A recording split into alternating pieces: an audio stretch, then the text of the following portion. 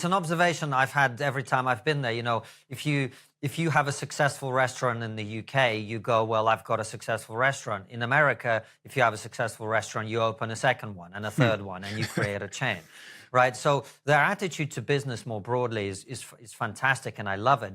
But I think the difference is that I don't think Americans were comparing the American economy under Joe Biden to the European economies. They were comparing the American economy under Joe Biden to the American economy under Donald Trump in his first term, and also what they expect him to do for the future. When they look at the fact that he's got real business leaders in government now, like Vivek Ramaswamy and Elon Musk, talking about government efficiency, we have to admit that all Western countries have a massively bloated civil service, what we call civil service in the UK, and the administrative state in the US, that wastes a huge amount of money, that produces very little in terms of output in many cases, and that needs to be slimmed down. And people, I think, are very excited about that. And when I talk to business leaders in America, including ones that were never on the Trump train, so to speak, so many of them went over to his side in this election cycle because they just felt that he was going to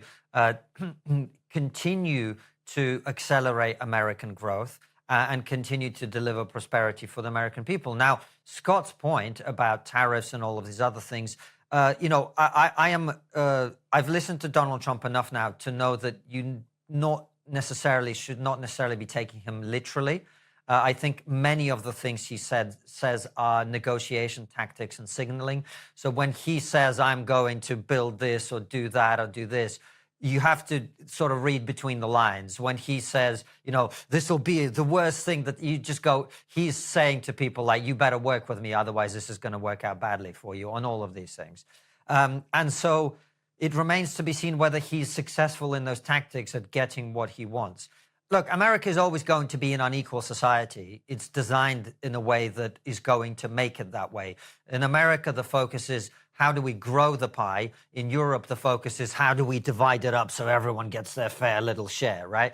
So Americans are about expanding the pie, and then the people who bake the pie get as much of it as they possibly can.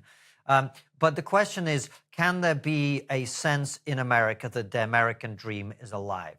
That you do not have to work 3 gig economy jobs to pay your rent, that you're going to be able to buy a house, that you're going to be able to afford to have children, that you're going to be able to raise a family perhaps on a single income, something that most people only dream about nowadays. That's really what this whole economic conversation is about. And we will see over the next 4 years if Donald Trump is able to slightly even change the direction of travel towards those things that actually Americans of my generation and older used to take for granted as the promise of the country that they live in.